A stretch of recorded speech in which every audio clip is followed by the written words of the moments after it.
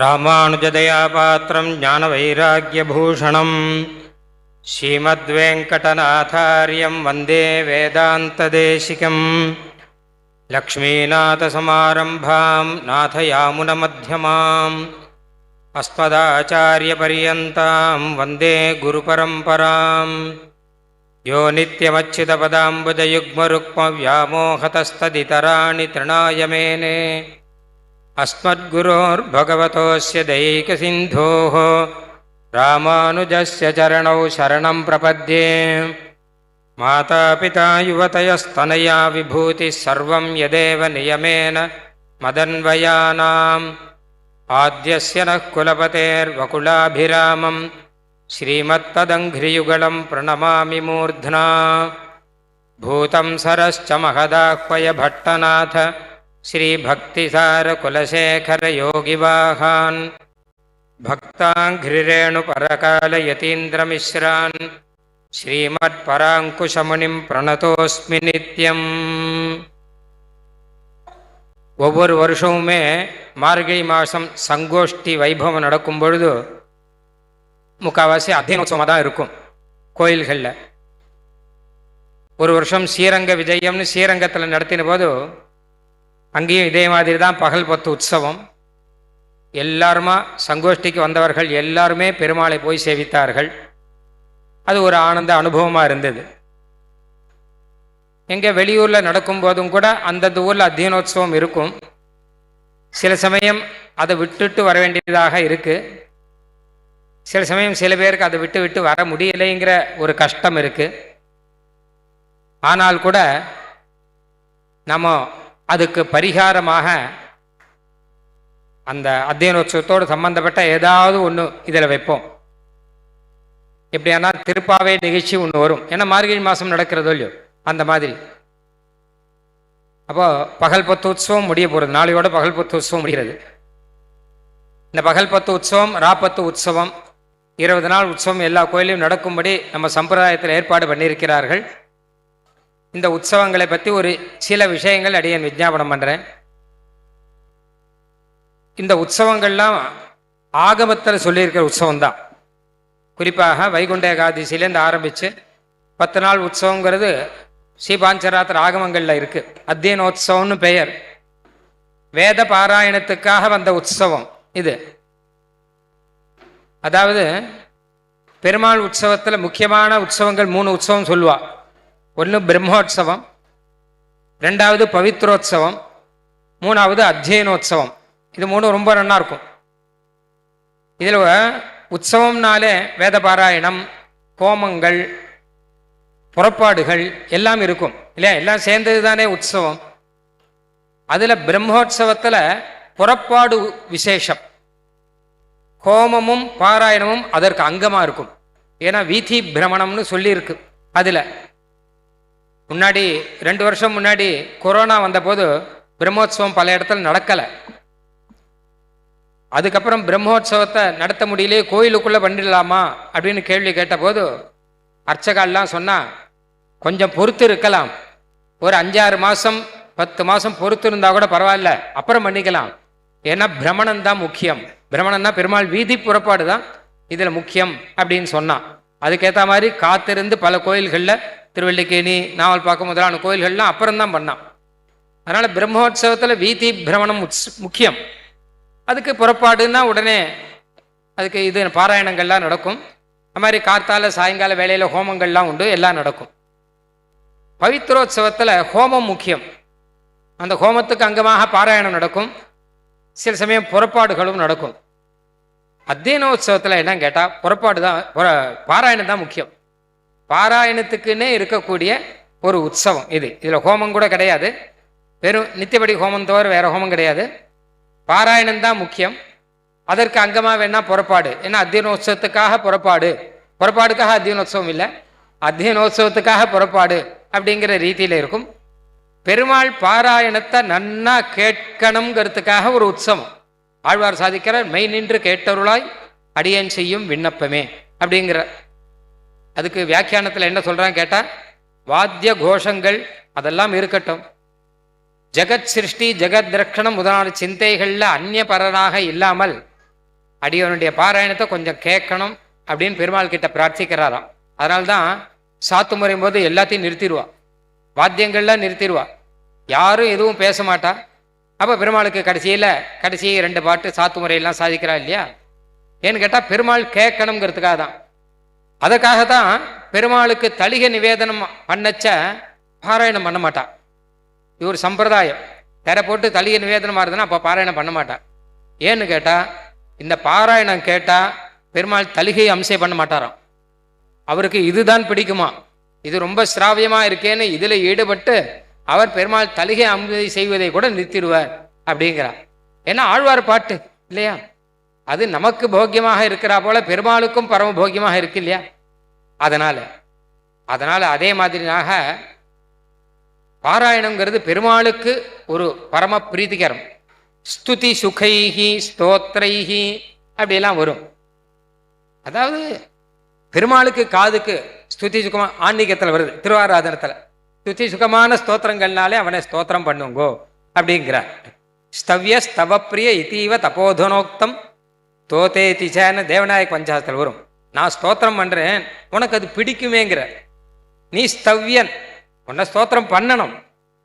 அது மட்டும் இல்லாமல் நீ ஸ்தவப்பிரியன், ஸ்தோத்திரங்கிறது உனக்கு ரொம்ப பிடிக்குமானபடினால உனக்கு பிடிச்சதை பண்ணுறது தானே கைங்கரியம். கைங்கரியம்னா சுவாமி தேசிகன் சாஸ்திரிய நியமனத்தில் சாதிக்கிற அவனுக்கு திருவுள்ளம் உகந்தது எதுவோ அதை செய்கிறது தானே கைங்கரியம். நமக்கு பிடிச்சது செய்கிறது கைங்கரியம் இல்லை, பெருமாளுக்கு பிடிச்சது செய்கிறது தானே கைங்கரியம். உனக்கு ஸ்தோத்திரம் பிடிக்கும் இல்லையோ, அதனால செய்கிறேன் அப்படிங்கிற. பெருமாளுக்கு காதால கேட்கறதுனா ரொம்ப பிடிக்குமா இந்த மாதிரி ஸ்தோத்திரங்கள்லாம். அதை வேதம் சொல்றது. சிரவண நட்சத்திரம் தான் பெருமாளுடைய நட்சத்திரமே. ஏன்னு கேட்டானா அவருக்கு சிரவணம் பிடிக்குமா, கேட்கறது ரொம்ப பிடிக்குமா அப்படின்னு வந்திருக்கு வேதத்துல வாக்கியம். விஷ்ணுர்வா அகாமயத புண்ணிய ஸ்லோகம் சின்வீய. விஷ்ணு ரொம்ப ஆசைப்பட்டாராம் நல்ல வார்த்தைகள்லாம் கேட்கணும் அப்படின்னு. அப்போ சயேதம் விஷ்ணவே ஸ்ரோணாயை புரோடா சந்திரி கபாலன் நிரவபத்து. அதனால விஷ்ணுவுக்காக ஒரு யாகம் பண்ணான்னு வரும். இப்போ அந்த மாதிரி ரீதியில் பார்த்தோம்னா சிரவண நட்சத்திரத்தில் பெருமாள் இருக்கிறதுக்கு காரணமே அவருக்கு கேட்பது, தன்னை பற்றி யாராவது ஸ்தோத்திரம் பண்ணால் அதை கேட்பது ரொம்ப பிடிக்கும். அதனால அத்தியனோத்சவங்கிறது ரொம்ப விசேஷமாக பெருமாள் திருவுள்ளம் உகந்த உற்சவமாக இருக்கக்கூடியது. அதில் வேத பாராயணம் ஆகமங்கள்லாம் பிரதானமாக சொல்லியிருக்கா. வேத பாராயணம் நடக்குது. அப்போ நம்ம சம்பிரதாயத்தில் என்ன பண்ணுறாங்க கேட்டால் வேதத்துக்கு சமமாக இந்த தமிழ் வேதம் ஆழ்வார்கள் அருளி செய்தார். அதனால் வேத பாராயணத்தோடு கூட தமிழ்மறை பாராயணமும் சேர்ந்து இருந்தால் பெருமாள் திருவுள்ளம் உகக்கும் என்பதாக கலியன் முதல்ல திருமங்கை ஆழ்வார் ஏற்பாடு பண்ணார். இந்த அத்தியனோத்சவத்தை வேத பாராயணமும் உண்டு, திவ்ய பிரபந்த பாராயணமும் உண்டு. பெருமாள் இரண்டையும் கேட்கணும் என்பதற்காக காதானாரா சகும்சீஹின்னு வேதத்திலே வரும். வேதத்தோட கூட சேர்த்து வரைச்ச ரிக்வேதம் யஜுர்வேதம் அப்படின்னு வரைச்ச. அதனால அந்த ரீதியில் கலியன் இந்த உற்சவம் ஏற்பாடு பண்ணார். சுவாமி நம்மாழ்வார் பாடின திருவாய்மொழி இருக்கு இல்லையா, அதை பெருமாள் கேட்கணும், வைஷ்ணவாலும் கேட்கணும். அதனால அதை ஏற்பாடு பண்ணார். ஸ்ரீரங்கத்தில் இந்த உற்சவம் இப்படி தான் ஆரம்பித்தது. அதுவும் ஆகமங்களில் அதை பற்றியான குறிப்புகளும் இருக்கு. அதுக்கப்புறம் கால விசேஷத்தினால கொஞ்சம் கொஞ்சமாக என்ன ஆகும் கேட்டான்னா அது விட்டு போகும். அந்த சமயத்தில் 4000 திவ்ய பிரபந்தமே விட்டு போயிருந்தது. அப்போ ஸ்ரீமன் நாதமுனிகளுடைய அவதாரத்தில் அவர் 4000 திவ்ய பிரபந்தை மீட்டு கொண்டு வந்து கொடுத்தார் இல்லையா. அப்போ அவர் இந்த அத்தியனோத்சவத்தை திருப்பி ஆரம்பித்தார் ஸ்ரீரங்கத்தில். ஆழ்வாரை ஏழை பண்ணி கொண்டு அத்தியனோத்சவத்தை நடத்தணும் அப்படின்னார். ஆழ்வார் திருநகிரியில் நம்மாழ்வார் அவரை அங்கிருந்து ஸ்ரீரங்கத்துக்கு ஏழை பண்ணி அவரை வைத்துக்கொண்டு பெருமாள் சன்னதியில் அத்தியனோத்சவம் நடத்தணும் அப்படின்னார். ஆழ்வார் ஏழை பண்ணிட்டு வரணும்னு சொன்னால் நிறைய பேர் ஆழ்வார் ஏழை பண்ணி கூட வரணும் இல்லையோ, இங்கிருந்து அங்கே போகிறாள், அங்கிருந்து இங்கே ஆழ்வார் ஏழை பண்ணிட்டு வரணும் அப்படின்னு இருக்கோ இல்லையோ. அப்போ அந்த சமயத்தில் இங்கே பாராயணங்கள்லாம் அத்தியனோத்சவம் இந்த பாராயணங்கள் திவ்ய பிரபந்த பாராயணம்லாம் யார் பண்ணுறது அப்படின்னு கேட்டால் பரவாயில்ல, அது இல்லாட்டா கூட பரவாயில்ல, அந்த 10 நாள் உற்சவம் ஆழ்வாரை வச்சு நன்னா நடக்கணுங்கிறது தான் உத்தேசியம். அதனாலுக்கு அதுக்கு முன்னாடி ஒரு 10 நாளோ 15 நாளோ பாராயணம் இல்லாட்டாலும் பரவாயில்லை அப்படின்னு ஏற்பாடு பண்ணால் அதுதான் அனத்தியனம்னு பெயர்.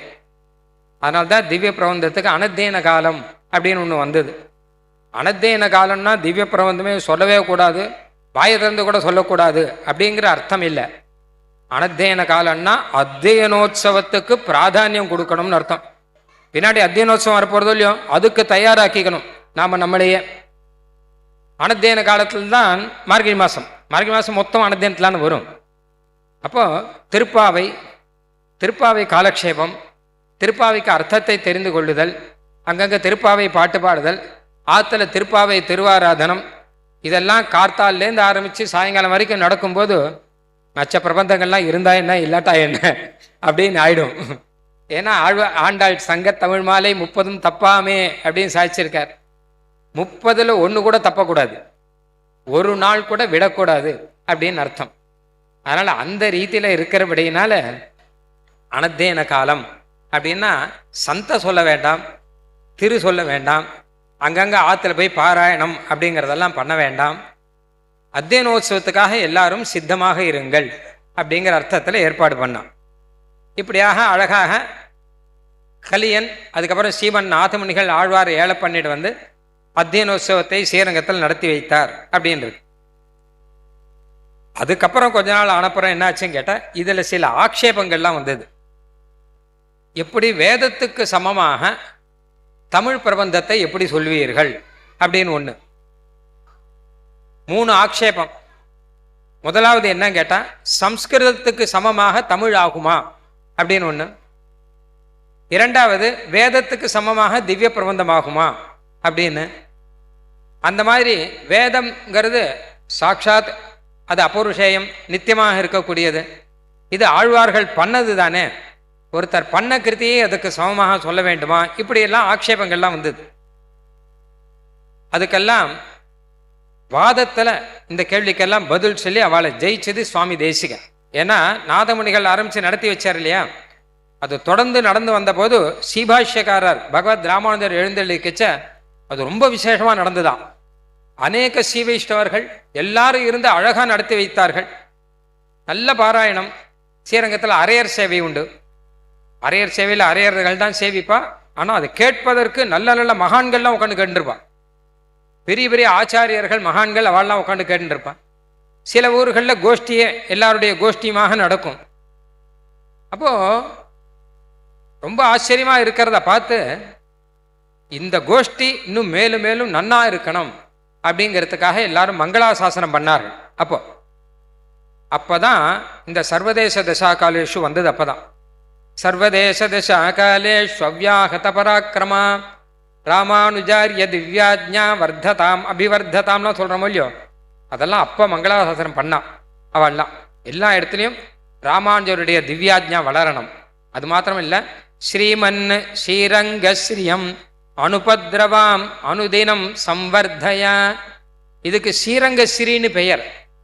ஸ்ரீரங்கத்தில் இருக்கக்கூடிய ஒரு செழிப்பு, நல்ல வைஷ்ணவ கோஷ்டி, வேத பாராயணம், அது மாதிரி திவ்ய பிரபந்த பாராயணம் எல்லாம் சேர்ந்து பெருமாளுக்கு பாராயணத்தை கேட்பதற்குன்னே ஒரு உற்சவம் நடக்கும்போது இதுக்கு ஸ்ரீரங்க ஸ்ரீ அப்படின்னு பெயர். இது ஒரு குறவும் இல்லாமல் நன்னாக வளர வேணும் அப்படின்னு பெருமாள் கிட்டே பிரார்த்திக்கிறார். ஸ்ரீமன் அப்படின்னு பெருமாள் கிட்டே பிரார்த்திச்சு இந்த ஸ்ரீரங்க ஸ்ரீ உபதிரவம் இல்லாமல் நன்னாக வளர வேணும் அப்படின்லாம் பிரார்த்திக்கிறார். பகவத் ராமானுஜர் எழுந்திருந்த போது பிள்ளான் முதலானவர்கள் அவர்கள் அருளி செய்துதான் இதெல்லாம். இப்படி சீமன் ஸ்ரீரங்க சியம்ங்கிறத சீபாஷ்யக்காரர் அருளி செய்தது. அது சீமன் ஸ்ரீரங்க சியம் அனுபத்ரவா மனதினம் சம்வர்தயா அப்படின்னு. இதுக்கு ஸ்ரீரங்க ஸ்ரீன்னு பெயர்னா, ஏன்னா ஸ்ரீரங்கத்தில் நடந்ததோ இல்லையோ இதே வைபவம் எல்லா ஊர்லேயும் நடக்கணும். ஸ்ரீரங்கங்கிறது எப்படின்னு கேட்டால் தலைநகரம் மாதிரி, வைஷ்ணவ தலைநகரம்னு. ஆழ்வார் ஆறாமம் சூழ்ந்த அரங்கம் அப்படிங்கிற முன்னாடி நிறையா திருப்பதியெல்லாம் சொல்கிறார். சீரார் திருவேங்கடமே திருக்கோவலூரே மதில் கட்சி ஊரகமே பேரகமே பேராமரு திருத்தான் வெள்ளரையே வெக்காவே பேராலி தன்கால் நரையூர் திருப்புலியூர் ஆராமம் சூழ்ந்தவரங்கம் கடமங்கை காரார் மணிநிற கண்ணனூர் விண்ணகரம் சீரார் கடபுரம் சேரை திருவிழுந்தூர் காரார் குடந்தை கடிகை கடன்மல்லை ஏறார் பொழில்சூழ் இடவந்தை நீர்மலை சீராரும் மாளிரெஞ்சோலை திருமோகூர் பாரோர் புகழும் வதரி வடமதுரை. எல்லா ஊருக்கு இப்ப நம்ம போயிட்டு வந்துட்டோம் பாருங்க. அதான் ஆழ்வார் பாட்டு. எல்லாம் மனசாலையாவது போயிட்டு வந்தோம் இல்லையோ. அப்ப இதுல நடுவுல ஆராமம் சூழ்ந்தவரங்கம் அப்படிங்கிற. ஆராமம்னா தோட்டம்னு அர்த்தம். தோட்டங்கள்லாம் சூழ்ந்த அரங்கம்னா என்ன அர்த்தம் கேட்டா, இந்த முன்னாடி பொன்னாடி சொன்ன திவ்ய தேசம் மொத்தமும் ஸ்ரீரங்கத்தில் தோட்டத்தில் இருக்கா. எல்லாம் ஸ்ரீரங்கம் நடுவில் இருக்கு. சில பேர் அவாத்து தோட்டத்தில் ஒரு கெஸ்ட் ஹவுஸ் கட்டி வைக்கிறா இல்லையா, அது மாதிரி ரங்கநாதன் தோட்டத்தில் கட்டி வச்ச கெஸ்ட் ஹவுஸ் தான் இது மொத்தமும். எல்லா திவ்ய தேசங்களும் அந்தந்த பெருமாள் வந்து தங்கி இருக்கார், கெஸ்ட் ஹவுஸ்ல தங்கி இருக்கார். எல்லாரும் அவருடைய உற்சவத்தை தான் ஃபாலோ பண்றான் எல்லா பெருமாளும். அதனால பாஷ்யக்காரர் என்ன சாதிச்சார்னா, இந்த ஸ்ரீரங்க ஸ்ரீங்கிறது நன்னா எல்லா இடத்துலையும் வளரணும் அப்படின்னார். அதனால்தான் எங்க போனாலும் ஸ்ரீரங்க ஸ்ரீன்னு சொல்றோம். காஞ்சிபுரத்துக்காரால நாங்கள் ஸ்ரீரங்கின்னு ஸ்ரீன்னு சொல்ல மாட்டோம். சீமன் காஞ்சி ஸ்ரீயம் அனுபத்ரவா மனிதம் சம்வர்தயன்னு சொல்றாளோ, இல்லை திருமலையில் இருக்கோம்ல சீமன் ஸ்ரீசைல ஸ்ரீயம் அப்படின்னு சொல்றாளோன்னா சொல்றது இல்லை. எந்த ஊர்ல போனாலும் ஸ்ரீரங்க ஸ்ரீ அப்படின்னு தான் பெயர். இந்த அத்தியனோத்சவம் ரொம்ப நல்லா நடக்கணும். திருவாய்மொழி உற்சவம் இதுதான் ஸ்ரீரங்க ஸ்ரீ. இது எல்லா ஊர்லேயும், கிராமங்களில் கூட, இன்னும் சாதாரண புதுசு புதுசாக நகரங்களில் கோயிலெலாம் கட்டியிருக்கா இல்லையோ, எல்லா கோயிலையும் நடந்துட்டு இருக்கு. இன்னும் அன்னைக்கு மங்களாசனம் பண்ணி வச்சுட்டா இன்னைக்கு பல இடங்களில் நடந்துட்டு இருக்கு. மெட்ராஸில் நாங்கள் பாராயணத்துக்கு போகிறோம், இன்னும் கோயிலுக்கு போகிறோம்னா எந்த கோயிலுக்கும் கேட்குறா. ஏன்னா 4 கோயிலில் பாராயணம் நடக்கிறது, அதனால எந்த கோயிலுக்கு அப்படின்னு கேட்குறா. அப்படி ஆச்சரியமாக நடந்திருந்தது. ஆனால் சுவாமி தேசிகன் காலத்தில் தான் இதுக்கு இத்தரால் கிட்டேருந்து ஆக்ஷேபம் வந்தது. நான் முன்னாடி சொன்னேன் இல்லையா, மாதிரி ஸ்ரீரங்கம் கோயில் நிர்வாகம்ங்கிறது நிறைய பேர் கலந்து பண்ணிட்டு இருந்தா ஒரு காலத்தில். அதனால தமிழ் போய் சொல்லலாமா, ஆழ்வார் பாட்டை போய் சொல்லலாமா, வேதம் தவிர மற்றது சொல்லலாமா அப்படின்னு பிரச்சனை எல்லாம் வந்தது. அப்போ சுவாமி தேசிகன் வாதத்தில் அவர்களை ஜெயிச்சார். அதாவது சொல்லலாம் அப்படின்னு சொல்லிட்டோம், சொல்லலாமா சொல்லலாம், வேணா கோர்ட்டுக்கு போய் கேட்கலாம், கோர்ட்டில் போய் சொல்லலாம்னு வந்துடுத்து, அப்படி சொல்லலை. வாதத்தில் ஜெயிக்கிற அவள் என்ன சொன்னார் அப்படின்னு கேட்டான்னா, உங்கள் கேள்வி என்ன ஒவ்வொரு கேள்வியாக சொல்லுங்க, எல்லாத்துக்கும் பதில் சுவாமி தேசிகன் ரெக்கார்ட் பண்ணி வச்சிருக்கேன். நமக்கு நல்ல வேலையாக கிடைச்சிருக்கு. ஏன்னா யாராவது கேட்டால் நாமளும் சொல்ல முடியும். அதனால தமிழ் சொல்லலாமா ஏன்னு கேட்டால், தமிழ் வந்து சம்ஸ்கிருதத்துலேருந்து வந்தது தானே அப்படின்னு கேட்டா. இப்போ சுவாமி தேசிகன் சொன்னார், யார் சொன்னால் கிடையவே கிடையாது, சம்ஸ்கிருதத்திலே வந்தது இல்லை தமிழ். இது வந்து முன்னாடியே இருக்கு. ஸ்வைர பாஷா அப்படின்னு சொன்னார். ஸ்வைர பாஷானா ஸ்வதந்திர பாஷான்னு அர்த்தம். செம்மொழின்னு சொல்றா இல்லையா, அதுதான் ஸ்வைர பாஷானா. செம்மொழினா ஒரு மொழியிலேருந்து வந்ததில்லை, கொச்சையாக வந்ததில்லை. இது வந்து முன்னாடியே இருக்கு. சம்ஸ்கிருதத்துக்கு இதுக்கு சம்பந்தம் இல்லாமல் ஒரு காலத்தில் இருந்தது. அதாவது ஒன்றும் இல்லை, வடக்க சம்ஸ்கிருதம், தெற்கே தமிழ் இருந்தது. முதல்ல வடக்கேந்து தெற்க முதல்ல வந்தவர் அகஸ்தியர். அதுக்கு முன்னாடி யாரும் வரல. அகஸ்தியர் ஏன்னா வர முடியாது, நடுவில் விந்தியமலை இருந்தது, அதை தாண்டி வர முடியாது. அகஸ்தியருக்கு விந்தியமலையை அடக்கினவர்னு ஒரு பெயர். ஏன்னா அதை தாண்டி வந்துட்டார். இவர் ரொம்ப குள்ளமா இருப்பார், குறுமுனிவர். ஆனா மலையை தாண்டி வந்தவர் இவர் தான். முதல்ல அங்கிருந்து இங்க வந்தார். அதுக்கப்புறம் நிறைய மகர்ஷிகள்லாம் வந்தார். அதுக்கப்புறம் பெரிய அளவில் வந்தவங்க பெருமாள் ராமன் தான். அவர் வரைச்ச மகர்ஷிகள்லாம் அவர்கிட்ட அபயம் கேட்டான். ஏன்னா இங்கே வசிச்சவ ராட்சசர்கள், பலிஷ்டர்கள். அவ என்ன பண்ணுவான்னு கேட்டா, இவா தபஸ் தானே பண்ணிட்டு பா, இவா தபஸ் பண்றதே அவளுக்கு பிடிக்காது. நல்ல வெறுமை உட்காந்துருந்தா பிடிக்காது அவளுக்கு. அதனால கொல்ல ஆரம்பிச்சா. அதனால பெருமாள் கிட்ட அபயம் கேட்டா. பெருமாள் வந்து அங்கங்க ரிஷிகளை எல்லாம் ஸ்தாபனம் பண்ணார், தர்ம சம்ஸ்தாபனம் பண்ணார், சாது பரித்ராணம் பண்ணார் அப்படின்னு வந்ததெல்லாம் அதுக்காக தான். அதுக்கு முன்னாடி அகஸ்தியர் வந்தார் இல்லையா, பொதிகை மலையில் வந்தார். அப்போ இவ ஒரு பாஷை சொல்லிட்டு இருந்தா. அது குறவன் மாதிரி ஒரு பாஷை ஒன்று சொல்லிட்டு இருந்தா. உடனே எல்லாரையும் கூட்டு வச்சு, நீங்கள் சொல்கிற பாஷையை நன்னா அழகாக வடிவமைச்சு தரேன் அப்படின்னு அவர் வடிவமைச்சு கொடுத்தது தான் தமிழ் பாஷை, தமிழ் மொழி. அதனால்தான் அகஸ்திய முனிவருடைய பாஷை அப்படின்னு தமிழுக்கு பெயர். வன் தமிழ் மாமுனிங்கிறார். அகஸ்தியரை சொல்லச்சே அவர் தமிழ் மாமுனிவர் அப்படிங்கிறார். அவர் இந்த பாஷையை முதல்ல வடிவமைச்சு இது கொடுத்தார் கிட்ட. அப்போ அதுக்கப்புறம் இது நல்ல பாஷையாக இருந்து. அந்த தமிழில் ஒரு பெரிய குறை இருந்தது. என்ன ஆனாலும் சம்ஸ்கிருதத்தில் வேதங்கள், ஸ்மிருதிகள், இதிகாசங்கள், புராணங்கள் எல்லாம் இருக்குது, தமிழில் ஒன்றும் கிடையாது அப்படிங்கிற குறை இருந்தது. அந்த குறை தீர்க்கத்துக்காக தான் ஆழ்வார்கள் அவதாரமே.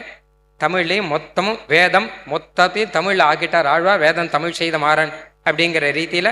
அதனால் அந்த குறையும் தீர்ந்துடுத்து. அதனால் பாஷையை பற்றி எந்த சந்தேகம் பட வேண்டாம். இது ஒரு பாஷையிலேருந்து வந்ததில்லை, அகஸ்திய முனிவர் கொடுத்த பாஷை. சாச்சா அகஸ்திய பிரசூதா அப்படின்னு தேசிகன் சொல்கிறார். அது மாத்திரம் இல்லாமல் விந்தியஸ்தம்பாத் அவிகதகதேகே விஸ்வகாச்சாந்த சிந்தோஹோ கும்பீசூனோஹோ அசுரகபல கிராசின ஸ்வைர பாஷா. தமிழ் பாஷையை பற்றி பல இடத்துல தேசிகன் சொல்லிருக்க. இது சுதந்திரமான பாஷை. அப்புறம் ஆழ்வார்களை பற்றி கேட்குறவங்க, ஆழ்வார்களை நம்ம மாதிரி மனுஷர்கள் நடிச்சுட்டான் உங்களை மாதிரின்னு அவதார புருஷர்கள். ஏன்னு கேட்டால் பெருமாள் வாழ் அவதாரம் பண்ணி வைக்கிற பெருமாள் என்ன பண்ணார், இந்த கலியுகத்தில் கீர்த்தனம் தான் பிரதானம். கலவு கேசவ கீர்த்தனம், கீர்த்தனம் பிரதான தர்மம். இங்கே முன் யுகத்தில் யாகங்கள் தபஸுகள்லாம் நடந்திருந்தது. கலியுகத்தில் யாகம் தபஸெல்லாம் கிடையாது. இங்கே கேசவ கீர்த்தனம் தான் பிரதானம்.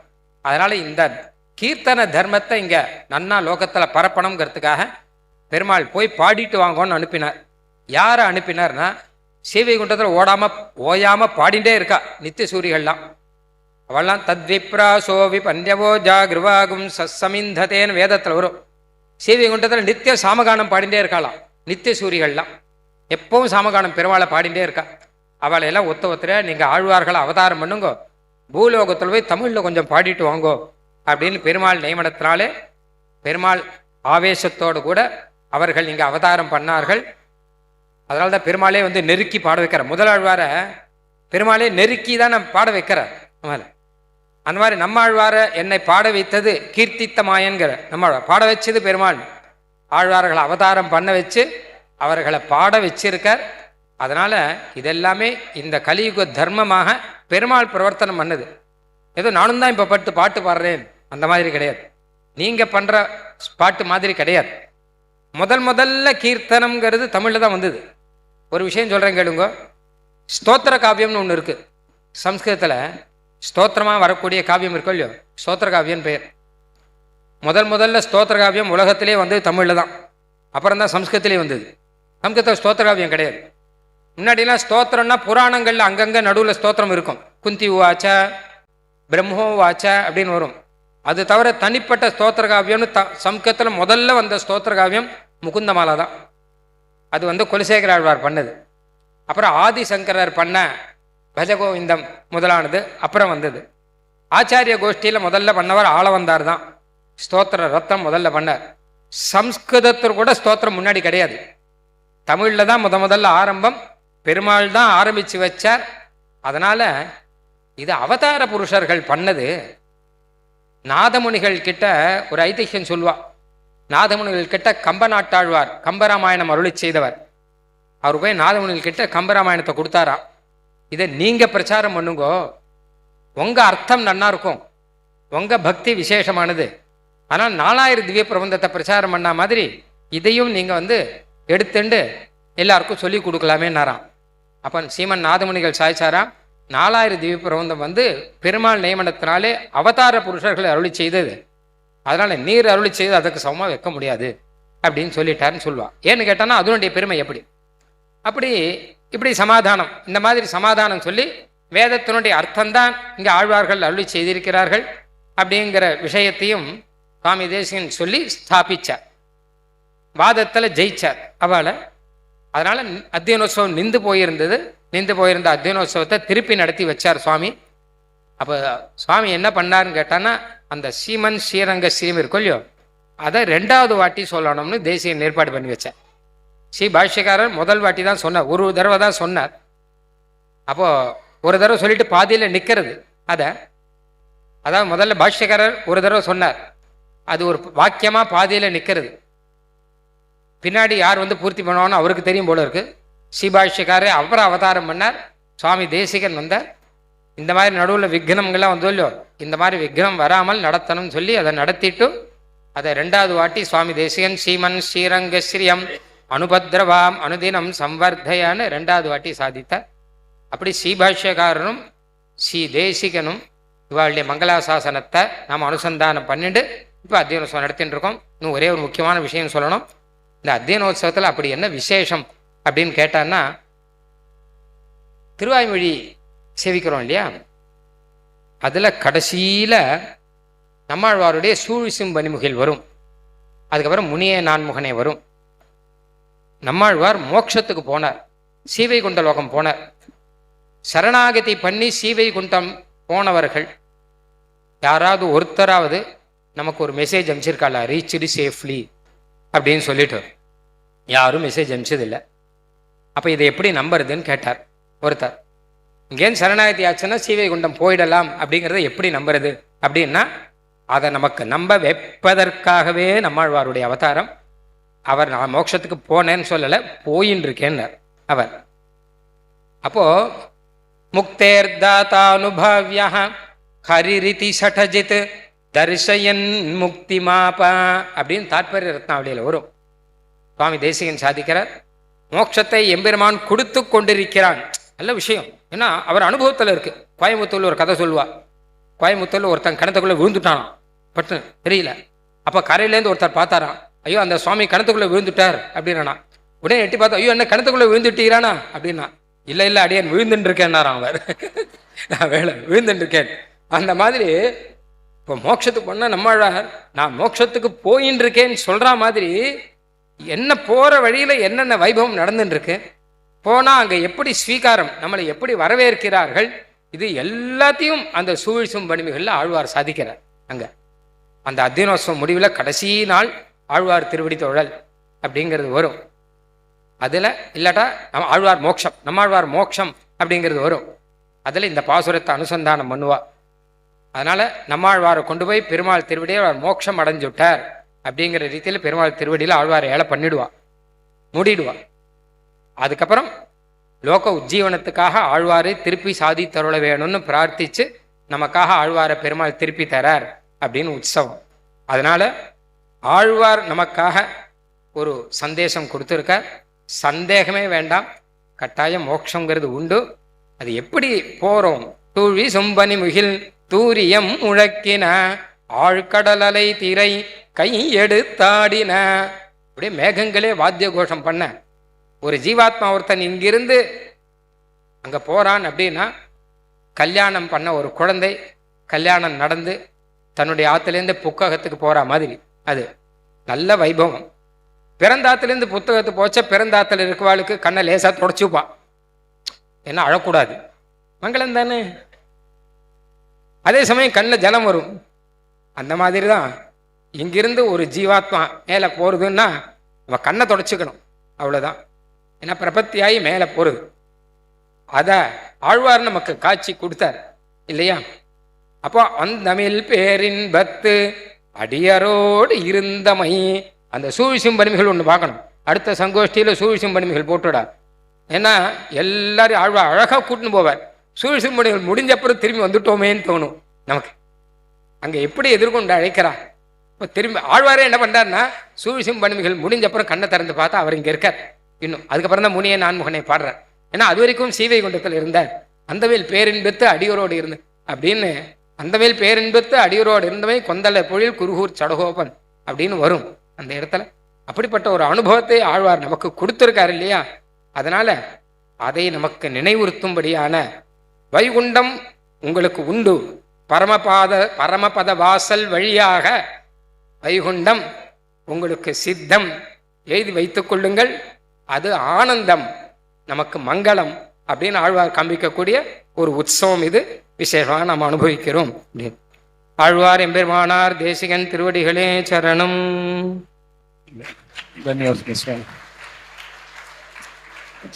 அத்தியாவசியமான அனுபவம். சுவாமியோட கோயில் திருவாய்மொழி இந்த காலக்ஷேபம் முடிஞ்சதுலேருந்து இது பவர் ஆஃப் இமேஜினேஷன் அப்படின்னு சொல்லுவா. நம்ம ஒரு விஷயம் நடக்கணும்னு நினச்சிட்டே இருந்தோம்னாலே அது ஆட்டோமேட்டிக்காக நடந்துரும்னுவா. இப்போ 10th எக்ஸாம் எழுதுறவாள்லாம் நான் ஸ்கூல் ஃபஸ்ட்டில் நான் போய் ப்ரைஸ் வாங்குற மாதிரி இமேஜின் பண்ணிகிட்டே ஆட்டோமேட்டிக்காக நடந்துடும். அந்த மாதிரி வந்தவர் எதிர்கொள்ளன்னு சுவாமி சாதிச்சதுலேருந்து அந்த பெருமாள் இப்படி நம்மளை கூப்பிட்டு பாரா, இப்படி நம்மளை கூப்பிட்டு பாரான்னு ஒரு இமேஜினேஷன் ஓடிண்டே இருக்கிற அளவுக்கு அவ்வளோ ஆச்சரியமான அந்த காலக்ஷேபம். அது இந்த சந்தர்ப்பத்தில் அந்த கோவில் திருவாய்மொழி புஸ்தகம் தமிழில் போட்டிருந்தோம். இப்போ இங்கிலீஷில் அதை டிரான்ஸ்லேட் பண்ணி போட்டிருக்கோம். குழந்தைங்கள்லாம் ஒரு தடவை படிக்க வைங்க. they may not understand the Tamil language, but அந்த இங்கிலீஷ் படித்தா அவளுக்கு கண்டிப்பாக புரியும். ரொம்ப சிம்பிளாக தான் போட்டிருக்கோம். அதனால் அந்த கோவில் திருவாய்மொழி இங்கிலீஷ் புக்கும் இருக்குது. அதனால் அவசியம் எல்லாரும் அதை வாங்கிக்கணும்னு பிரார்த்திச்சுக்கிறோம்.